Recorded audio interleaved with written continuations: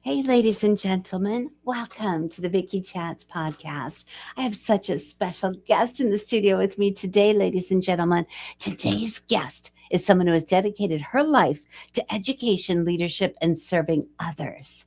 Audrey Wallican Green spent an incredible 26 years with the Waterloo Community School District, beginning her career as clerk before becoming a teacher, then a lead teacher, and ultimately serving as a principal for 19 years. Her passion for helping others didn't stop when the school day ended. Today, she's an assistant adjunct at the University of Northern Iowa, where she helps prepare the next generation of educators. And go Panthers. Audrey is also deeply involved in our community through Junior Cotillion, back to school events that provide free haircuts and braiding for students, jail ministry, and her lifelong commitment to service as a member of two sororities. And perhaps her favorite title of all, she's a proud grandmother.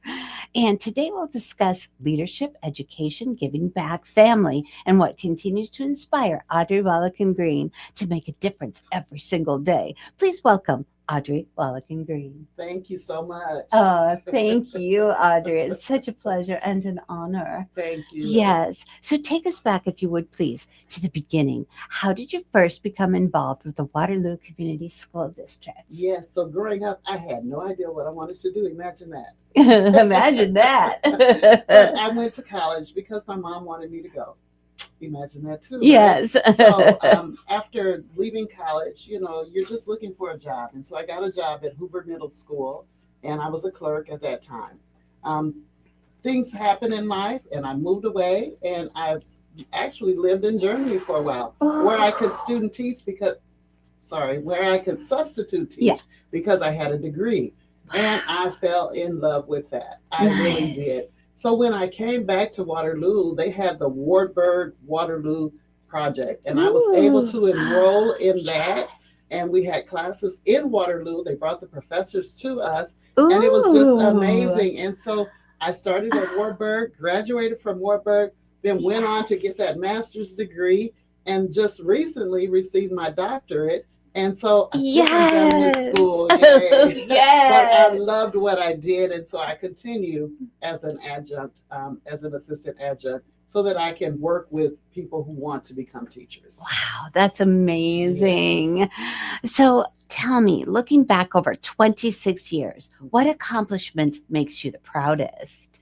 The relationships. Nice. Like I just ran into a grandmother out here who, her grandchildren went to my school, and I don't always remember names, but when she showed me the picture, I'm like, of course I remember him. And so I would say the lifelong relationships, when you start to have grandchildren of people who you've known for a long time, it kind of becomes time to retire. But the greatest accomplishment, I would say, is that I love people, and I love building relationships, and I have built lifelong relationships as an administrator, as a teacher, and so I just love it.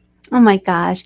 So starting as a clerk before becoming a teacher and eventually a principal and now an adjunct professor, what inspired you each step of the way along the journey? I think just looking at the bigger picture, being a clerk, I was in the office working with some great women, but I always would sneak out and be among the children,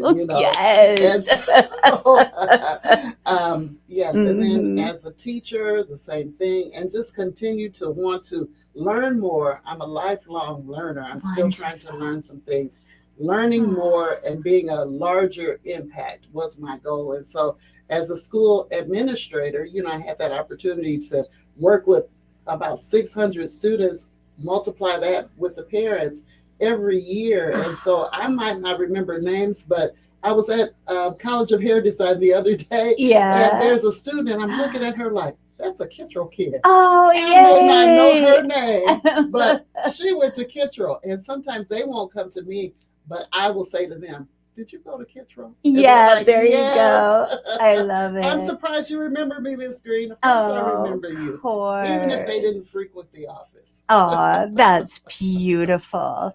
So, what were some of the biggest challenges you faced as a school principal over at Kittrell? Yeah. So a lot of times our parents tend to believe what their children tell them. Oh, my. Yes, yes. And we know children may fabricate a story Of so that it's in course. their favor. Yes. No disrespect, but sometimes your children do lie. Yes, of course they Yes, do. they do. Oh my goodness. They tell us stories about their parents as well. So, Ooh. if you believe what they say, I'm going to have to believe what they say also about you, right? So I think one of the biggest challenges is the relationship between parent and child. Sometimes it appears that they want to be their children's friends. Oh, And, sure. and as an old school parent, I would say that that is not the best way to Right. raise your children. No. I think that you need to be a parent first. If you Yes. do things with your children, that's on you. I mean, Right. that's great. I do things with my children and my grandson especially. But, Uh-huh. you can't believe everything that they say.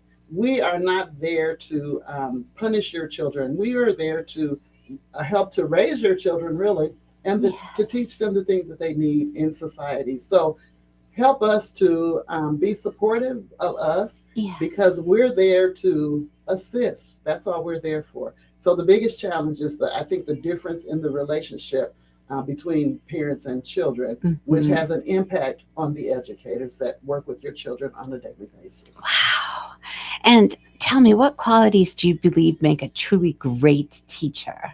So one of the things, like we have to have patience with our children. Yes. Everyone is different, Mhm. and if you go into a classroom thinking that these children are going to do what I want them to do, good luck. You have to Good luck. have that patience, and you have to work towards building relationships with your students. You have to get to know them. Yes. We used to do off-site visits. I know that there are some schools that did every student. Mhm. Now, we had some resistance with that. But I Yeah. always volunteered to go with my teachers. Oh, I would go, or the nice. parents could go, or whatever. But and it didn't have to be at the home. It could be at McDonald's, Yeah. having an ice cream cone or having a pop or something like that. Yeah. But it just helps to build relationships, sometimes outside of the school, because not all people have had a good experience in school. So if a parent hasn't had a good experience in school, Yeah. they may not want to show up at the school. Right. But if you say, meet me somewhere, then that would be, that just gives both of you an opportunity to converse. And some of our parents want to feed the staff. They fed them, they wanted them to stay, they wanted to see the bedroom and all of those things. And so, you build those, I keep saying relationships, but it is all about Yes. relationships and learning about different cultures as well, because not all people are the same, haven't had the same experiences, especially, Mhm. our school was one of the most diverse populations with about 14 languages spoken. And so we had people coming from Africa, Marshallese, Wow. lots of different places. So getting to know Nice. your children and who they really are, and I say children because I call them all my children. Yes. Getting to Yes. know them will help you to be able to do the ultimate, and that is to teach. But you can't teach until you know them. They have to know that you care Oh, before you're able to teach them. yes. Oh, I love that. Yes. That's so beautiful. So you're now helping prepare future teachers at UNI.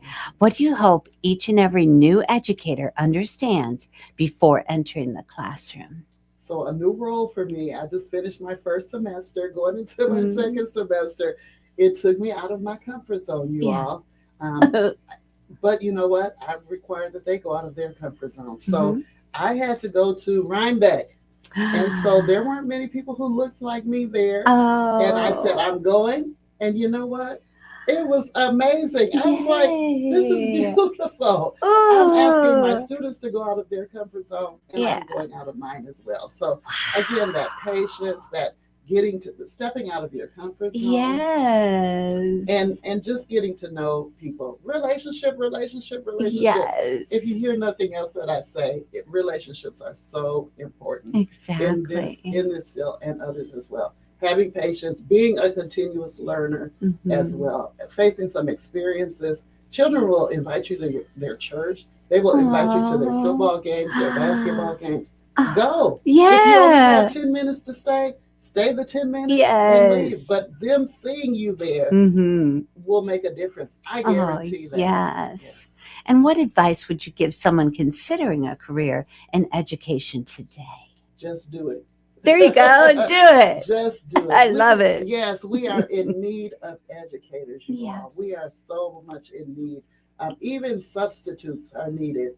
Um, it is not an easy job, but guess what? Right. Being an educator makes all other professions possible. Remember Oh, that. As an educator, you yes. make a difference to the world, not Oh, just in your classroom, but in your yes. city, in your state, and the world. Because imagine your students as they go out into the world, you've had an impact on them. Remember Yes. that you have impacted them. Yes. I did my best to impact 600 students on a regular basis. I tried to get to know Yes. them outside of the office. Like, I didn't Mm-hmm. want the kids just coming to see me because they were naughty. I would go out and see The them. principal. Exactly. Like in the mornings, you would find me in front of the building greeting the students. I was not in the Oh, office. I was out and about yes. just getting I to know love the it. families, sometimes correcting them because they didn't park at the right place, right? Ooh. But, Oops. just building those relationships Yes. with them in a positive way so Mm-hmm. that they knew if they needed something, I was there to help. If they needed supplies or whatever. And you can ask my parents, like, I was just there at everything, exhausted, Yes. but Of I was course. there. Yes. I was there. Ah, beautiful.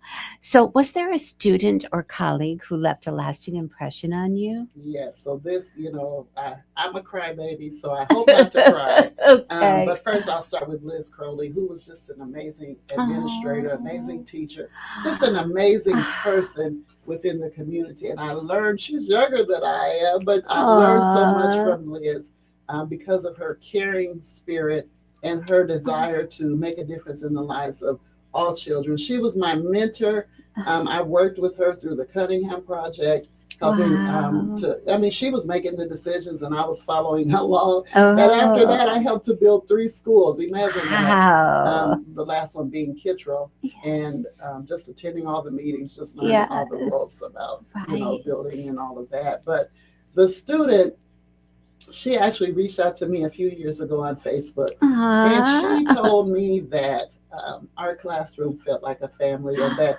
so many of the children were going through so much that year, and that me, with me providing that safe space for them, that they felt like, that we were just a big family. And, the attendance was great. And I didn't know, like, I thought, okay, this is great. Maybe I'm doing something right. And evidently I was. Right. And so with this student, she lived with her great grandmother.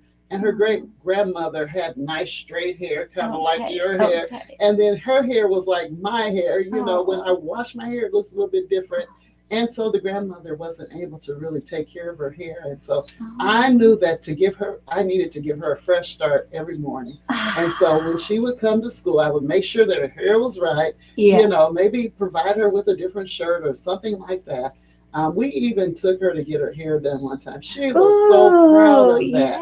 And so for her to come back to me years later, because she's an adult now and she's a mother, for her to come back to me years later and say, Miss Green, your classroom was what we needed at that time and has carried me on. She said she had made some mistakes in mine, but then for her to come back and just say, thank you. Oh, yes. It just made my day, you all. Yes.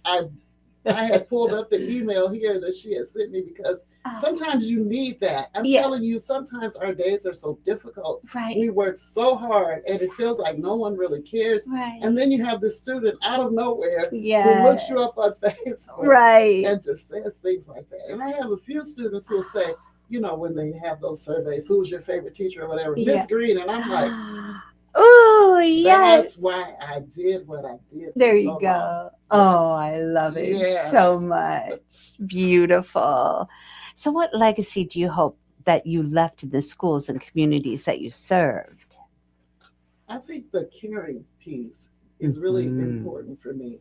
I need people to know that I care. Yes.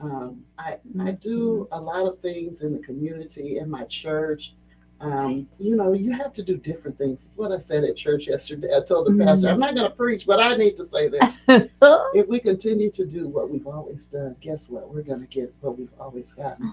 And that may not be different. As the communities evolve, as life goes on, people change. COVID took a lot out of people. Oh, it did. It changed a lot of things. And so sometimes we have to do things different. So I think my legacy is about caring, and not just because of the color of skin. Yeah. Like, it doesn't matter. Like, we met, I think, at Van Mauer. Yes, we did. Yes, and we've been like sisters ever since. That's right. Yes. We have been. I love it so much. Yeah. So I think my legacy of caring and doing for others is what I would want people. I don't want to be in a casket and no one comes by. Right. It's like, okay, yeah, she did something. Yes. She did something. Right. She did something. Yes. And you stay so incredibly active in the community. So why has giving back always been so important to you? I always say I'm blessed to be a blessing. Yes. God put us all here for a reason, and I have not fulfilled my purpose, all of my purposes, but I try to listen and do the things that I think God would have me to do. Yeah. He created me, and I know this is not a Christian thing, but like that's who I am, and so He created me to do some things, and so I try to follow His lead. Yes, there you go. And give back. We're blessed to be a blessing, and so giving back is just important. If you're just a selfish person and not doing anything for anyone, just imagine the world if people weren't doing things for other people. Sometimes it's financial, sometimes it's time, sometimes people just need someone to listen to them. So keep that in mind. Yes. We're always in a hurry, it seems. So sometimes you have to stop. Right. Even if you don't want to, sometimes you have to stop and listen and give someone that time, because you never know what they're going through. You never know what they're walking through. Right. Tell us about the back to school event that provides free haircuts and braiding. How did that come about?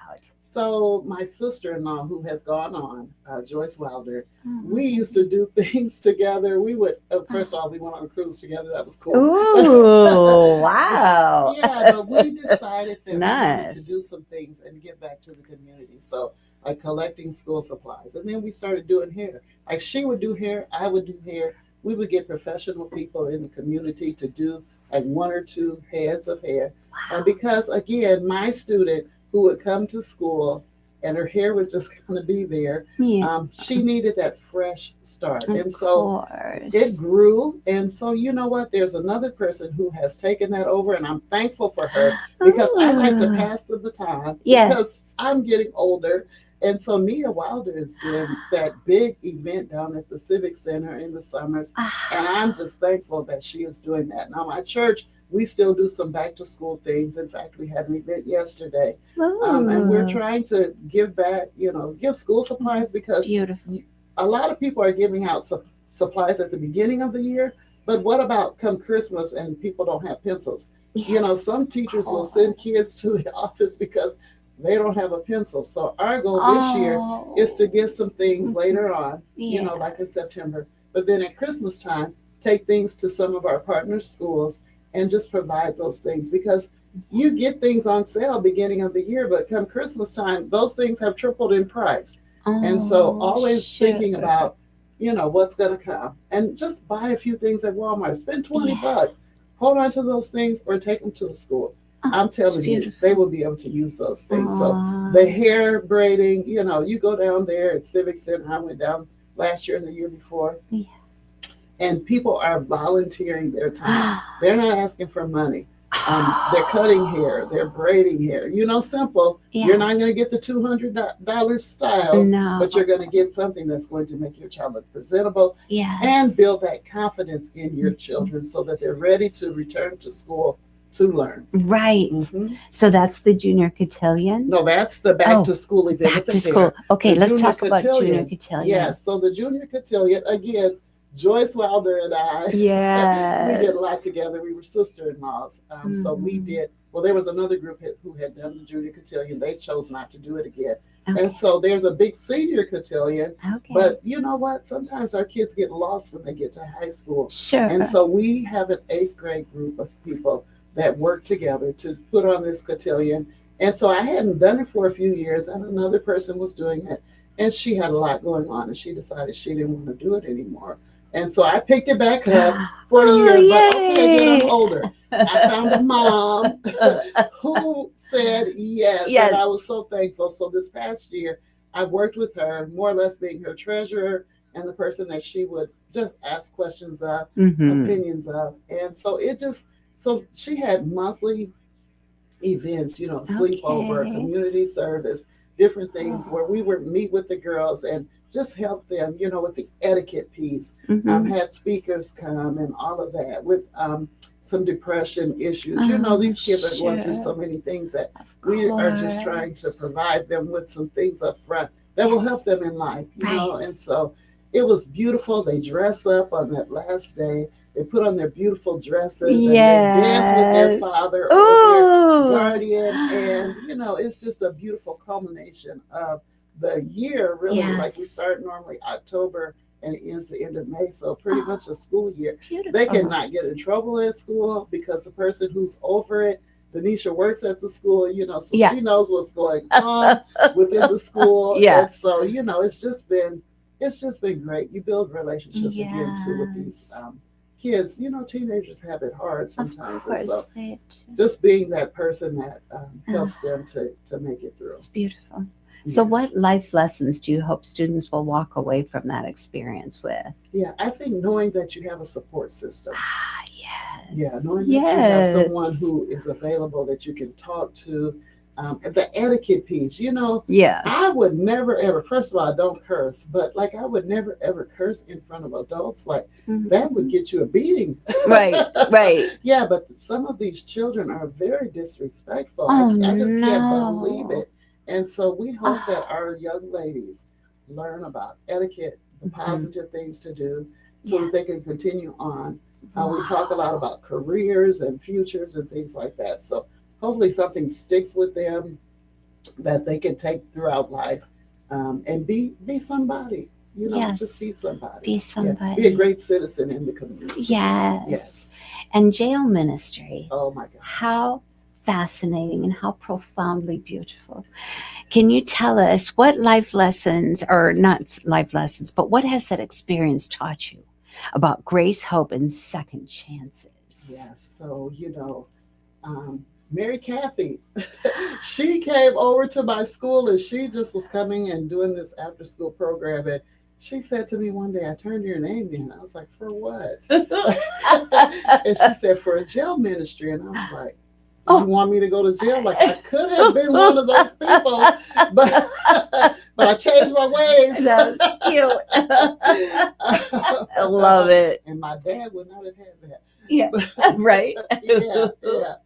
And so she just asked me about it, and I was like, I need more information. You want me to go into the jail and say what? Right. What am I supposed to say to these people? Yeah. I go with a non-judgmental heart. Oh, it's beautiful. And I share things with people.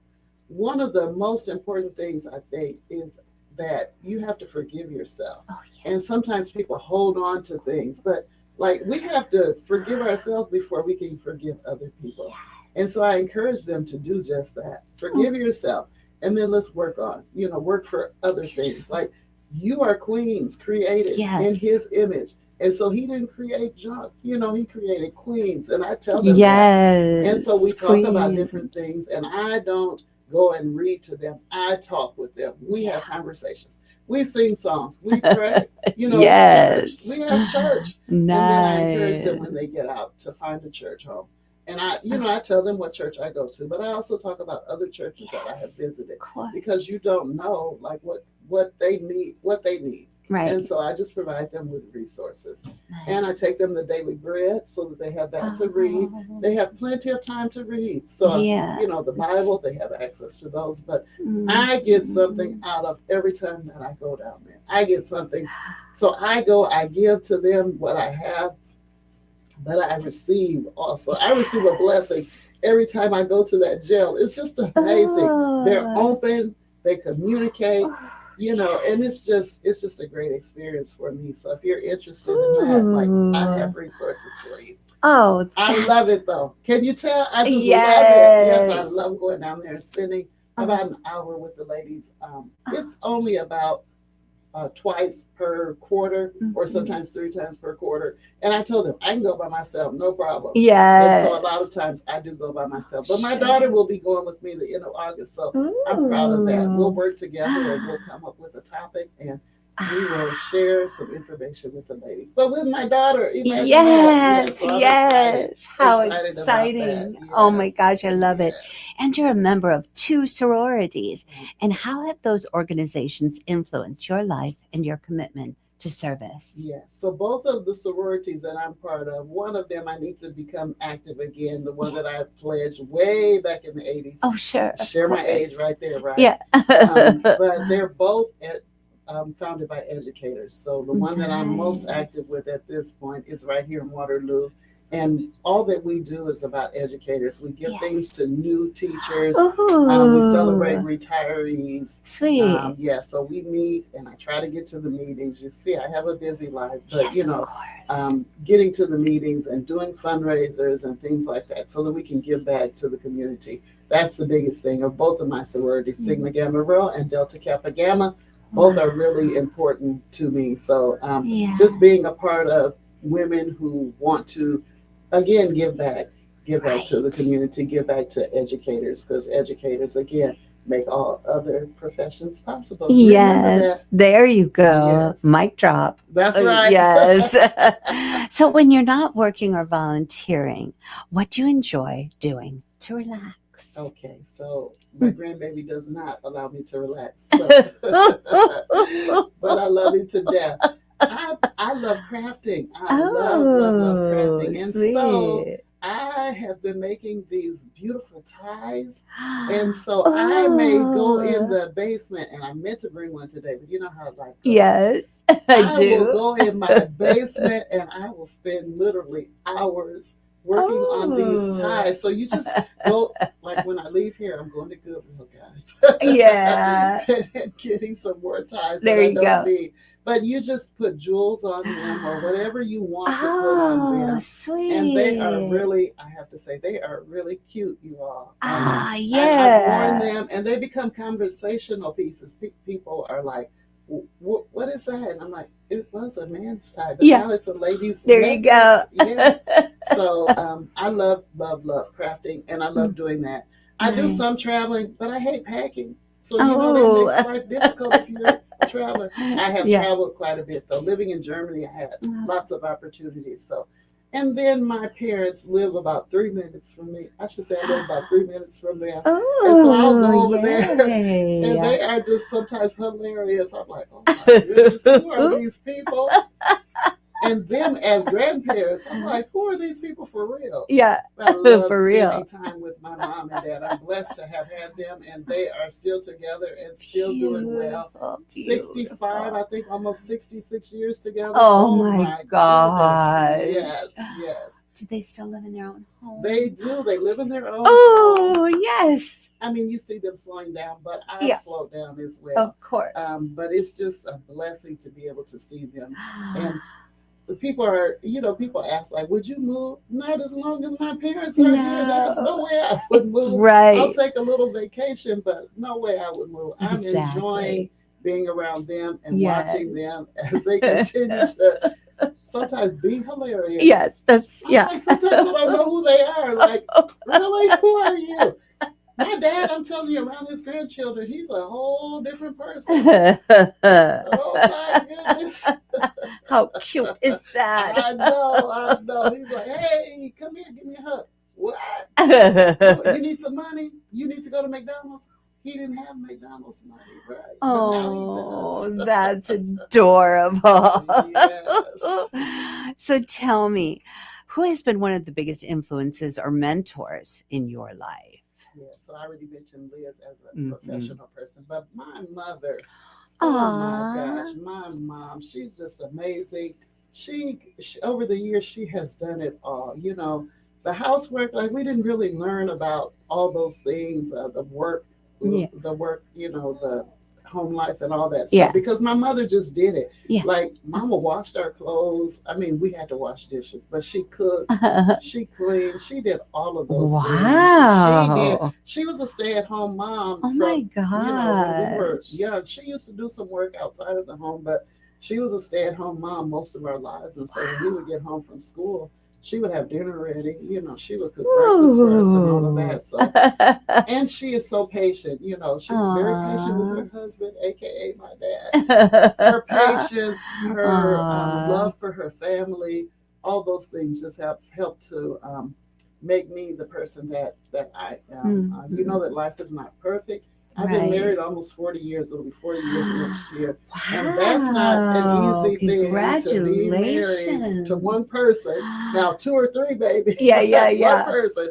But it's because my mom has been that example for me. Life is not easy in a marriage, but it's possible. And so I think because of my mother, she's been my mentor. I can say things to her and she won't judge me. I mean, she might give me a look, but she's not going to judge me. So she's one of my biggest mentors. I really look up to her. In fact, I don't know if I would have finished my dissertation had it not been for my mom and my aunt who passed just before I finished. But my mother, she would say, "You done with that paper yet?" Oh, I don't want to finish that paper. I can die and be ADD on the dissertation. But she wouldn't allow that. And so she was there when I defended. She may have fallen asleep a little bit because it was a lengthy process, but she was there. And she's so proud that I was able to become Dr. Audrey Wallican Green. Yes, so, congratulations. Yes, thank you. Yes. And I was going to ask earlier, now that you've brought it up, what was the topic of your dissertation? So I utilized my experience during COVID.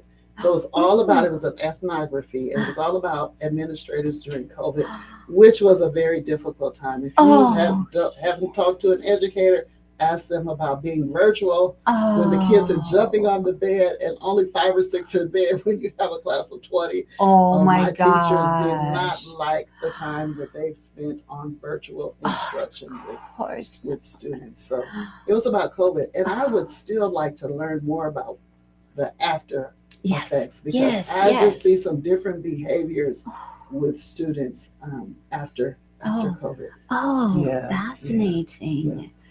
Well, you can write a book on the next part of that. And you can edit the book. That was going to be my next suggestion. Thank you. Yes. I know there are articles that I should be writing, but I just have not taken the time to do that. Got to relax a little bit. Exactly, yes. So what's one lesson you've learned that you wish someone had told you when you were 25? I think the balance. Sometimes we do too much of certain things and we don't get other things done.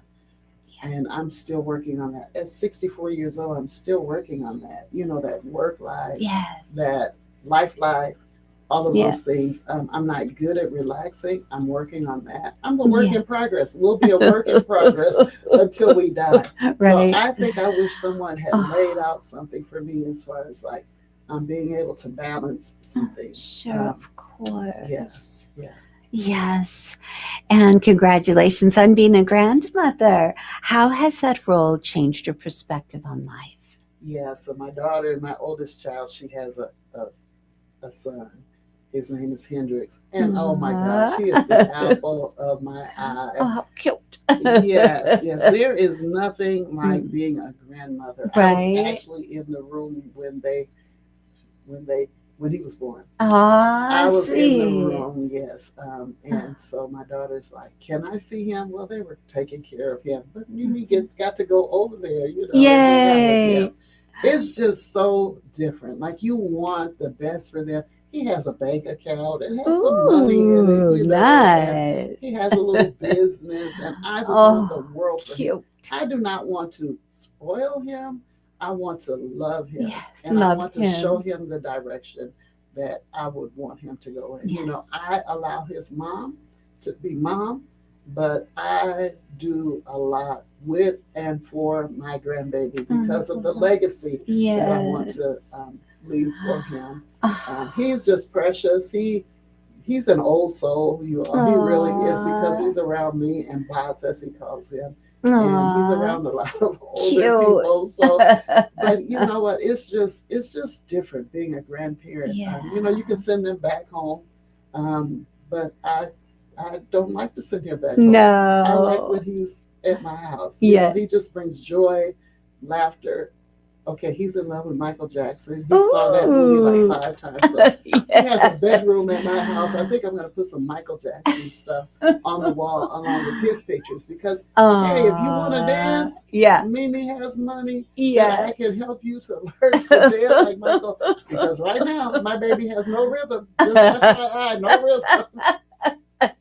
But it's just, right, it's just a different feeling. I love my children. I have 3. I love them to death. But my grandbaby, yes. And he can't do wrong. You know, some people say my grandbaby can't do any wrong. Well, mine can do some wrong, but his mother is working on that. I don't really want to be the disciplinarian. Right. I want to be Mimi. Yes. And, we want to hang out. Yeah. And we want to get ice cream. There you go. Mimi has some McDonald's money, but Mimi would rather you eat in the kitchen at the house. Like all that junk food. Yes, right. So yes, love that boy. Aww. Yes. And finally, if you could leave our listeners and viewers with one piece of advice about serving others, leading with purpose, or making a difference in their own community, what would it be? So there's no perfect time. The perfect time is now. Yes. And so just step out and do something. Yes. It could be small. It could be large. It could be financial. It could be talent. It could be time. There you go. Whatever it is, you have something to give. Yes. Everyone does. Right. Everyone has something to give, whether it's a listening ear, whether it's, you have some canned goods that you're not going to use, but don't give them expired things. Yeah. Give them things that you would utilize. Right. Clothes that you're not using. Yes. I'm guilty of that. I need to go to my closet right now. Absolutely. But just be a person that, be dependable. Yes. Like, don't tell people you're going to do things for them and you don't show up for them. Right. People are depending on that. So it does not have to be big. And the time is now. Don't wait. Yeah, don't wait. Just do it now. As Mikey says, just do it. Yes. Yes, just do it. Be someone to give. Don't always want to receive. Right. Be a giver. You know what? It comes back. Yes. It comes back. There have been times, I'm not lying. There have been times that I have given some money and then I get an unexpected check. I'm like, what is this? Yay. What is this? I'm telling you, I'm not a liar. Yeah. My dad wouldn't allow that. No. I'm not a liar. But things, and it's not just financial, but things come back. You are blessed because you've been a blessing to someone else. It could be health. Yeah. It could be that your health is good. Yeah. It could be that your family is doing well. It could be that your parents live together for 65 years. Right. It could be small things, But the more you give, the more you'll receive. And I don't give to receive because let me tell you, I need to get rid of some stuff in my house. Yeah. I don't need anything else, but I do need help. I do need help. And so I just like to give. I like to be a blessing to other people. It's beautiful. Yes. Thank you so much. Thank you for the invite. I was jealous of my sister, so I was like, can I be on? Like, I want to be on too. And so, yes, we chatted about it. So I'm just thankful for this opportunity to share a few things with you. And I hope that something that I said has been something that you can utilize in your life. Yes, absolutely. Thank you, Dr. Green. Yes.